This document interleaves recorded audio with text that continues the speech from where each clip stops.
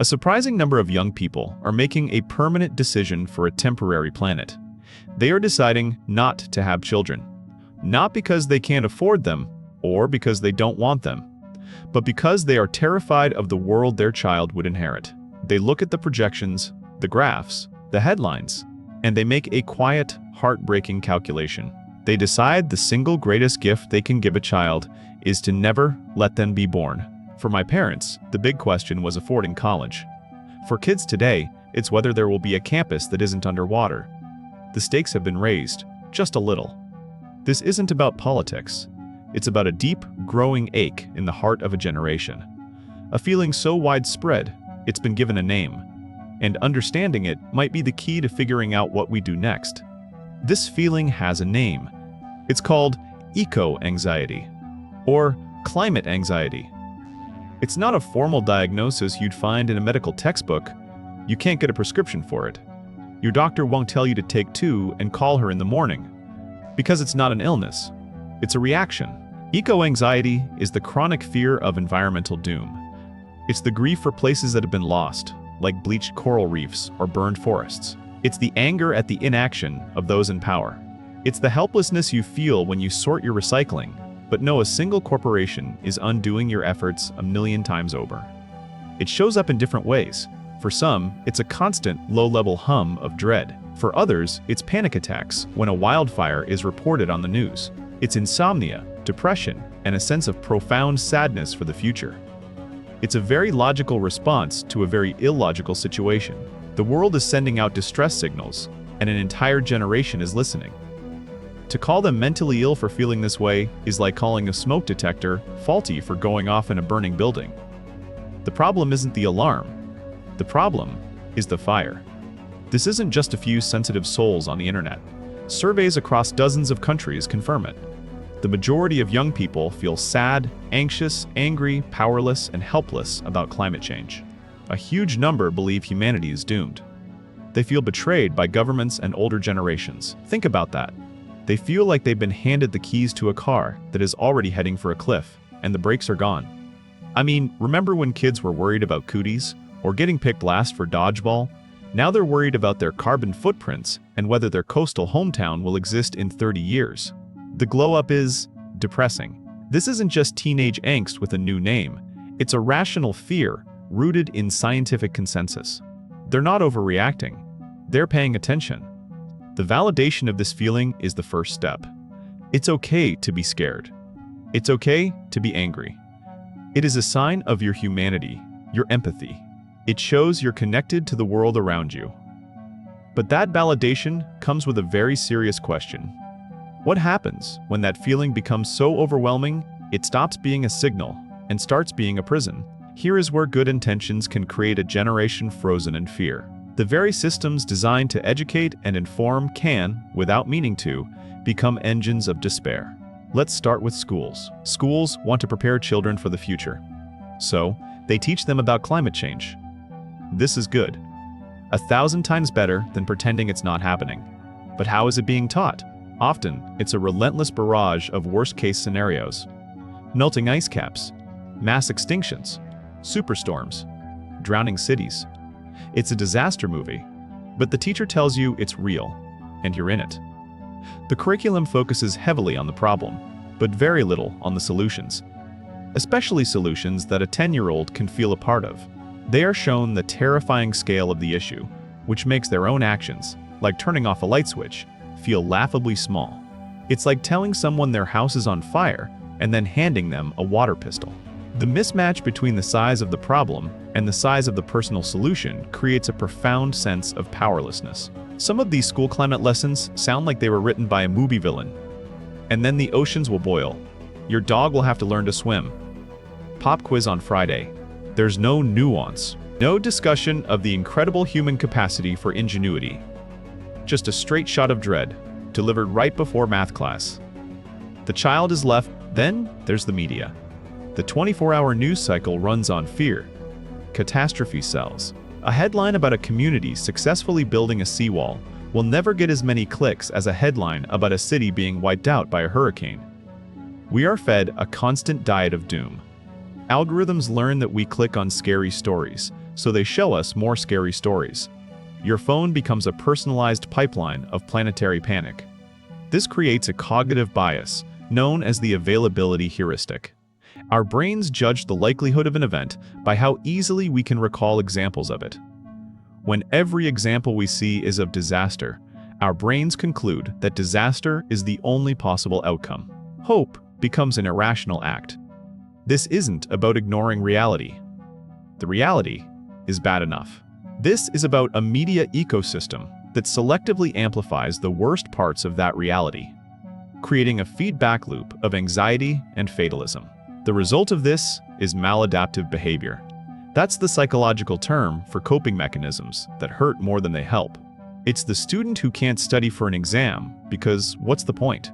It's the young adult who gives up on their dreams because they can't see a future to have them in. It's the paralysis of believing that nothing you do matters. The anxiety becomes a self-fulfilling prophecy. The fear of a terrible future prevents people from taking the very actions that could prevent it. They become spectators to their own apocalypse. This is the great danger of unchecked eco-anxiety. It can neutralize the very people who care the most. It turns their passion into poison, their concern into despair.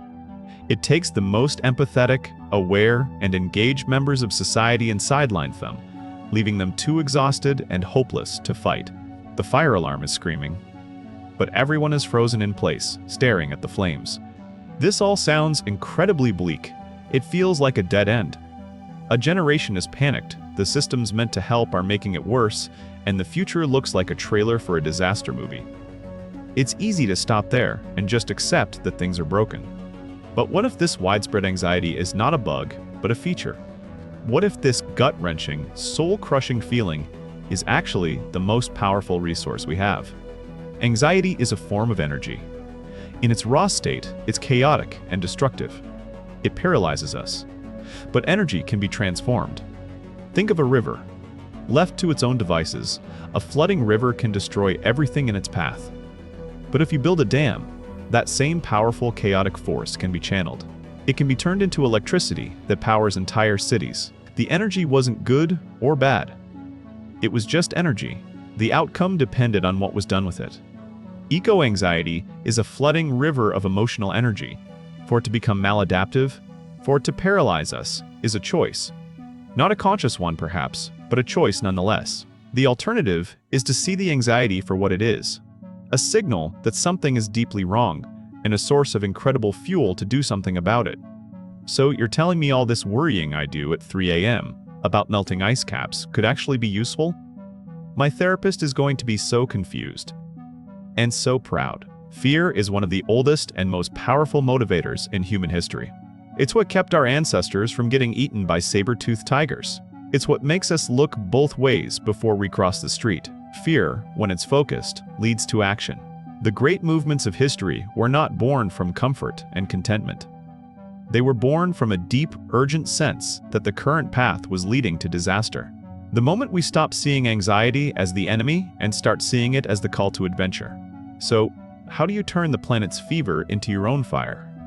How do you build the dam that channels this river of anxiety into constructive power? It's not about finding a magic cure. It's about developing a new set of skills.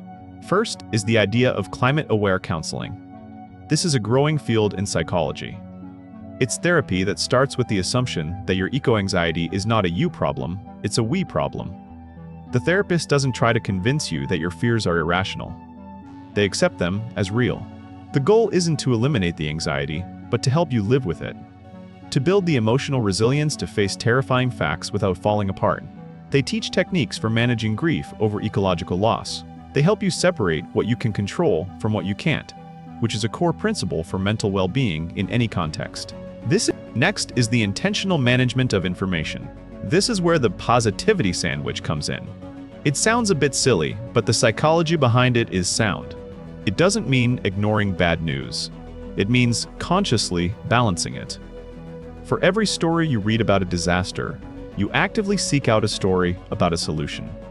You read about an inventor who created a new way to clean plastic from rivers.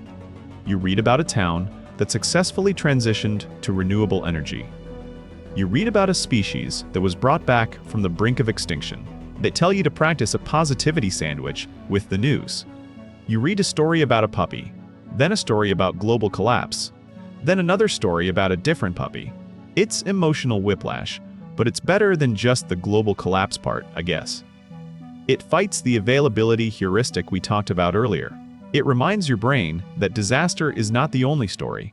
Progress is happening. Solutions exist. It replaces a sense of pure doom with a more balanced, realistic picture of the. But the single most powerful antidote to the paralysis of eco-anxiety is collective action.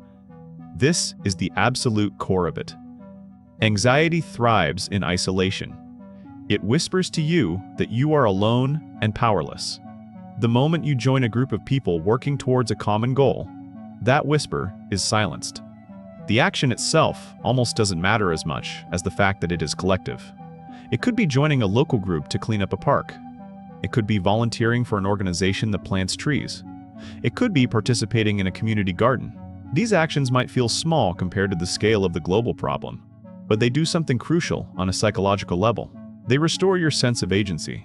They give you a direct, tangible experience of making something better, even if it's just one small corner of the world. You are moving from a passive state of worry to an active state of work.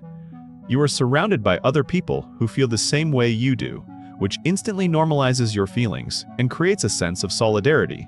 Helplessness cannot survive in an environment of shared purpose. Every bag of trash collected, every tree planted, is a vote for a better future. It is a physical act that tells your anxious brain, I am not helpless. We are not helpless. This is how you build the dam. Not with one giant piece of concrete, but with thousands of people bringing their own stones, working together. The goal was never to eliminate the feeling. A world where young people felt nothing about the state of the planet would be far more terrifying than a world where they feel anxious. Indifference is the real enemy. Anxiety is just a messy, uncomfortable ally. So what does the future look like? It doesn't look like a generation that is blissfully happy and carefree. It can't be. The challenges are too real. Instead, it looks like a generation that is emotionally intelligent and resilient in a way no generation has had to be before. They are learning to hold two contradictory ideas in their minds at the same time, that the world is in grave danger, and that their actions still matter. That is an incredibly sophisticated psychological skill. They are building a kind of tragic optimism. The term comes from psychiatrist Viktor Frankl, a Holocaust survivor. It's the ability to remain optimistic in the face of immense tragedy. It's not a blind, naive hope. It's a hope that is earned, a hope that is forged in the fire of knowing just how bad things are, and still choosing to fight for a better outcome. This process is creating a new kind of person. Someone who understands interconnectedness not as an abstract concept, but as a felt reality. Someone who can process grief without being consumed by it. Someone who can channel fear into focus. Kids growing up with this will be emotionally bulletproof. You'll have a deadline, a flat tire, and your coffee maker will break all at once, and they'll just look at you and say, at least the sea levels aren't rising in the kitchen. Perspective. We aren't just trying to solve the climate crisis. We are, by necessity, creating a mental health evolution. We are being forced to become better, stronger, and more connected humans. The greatest threat we've ever faced is also our greatest opportunity for growth. The future is not about finding a way back to a comfortable, naive past. It's about learning to walk a difficult path forward, together, with our eyes wide open. The anxiety isn't the test. Our response to it is. Feeling overwhelmed by the state of the world doesn't mean you're broken. It means you're alive and paying attention. The grief you feel for the planet is a form of love. The anger you feel is a form of justice. The fear you feel is a call to action that has been ringing for a long, long time. We don't get to choose the times we are born into. We only get to choose how we respond to them. And the first choice is to accept that feeling anxious is not a sign of weakness. It is the beginning of our strength. So the world is on fire, but at least we know how to hold the marshmallow stick. It's not a solution, but it's a start.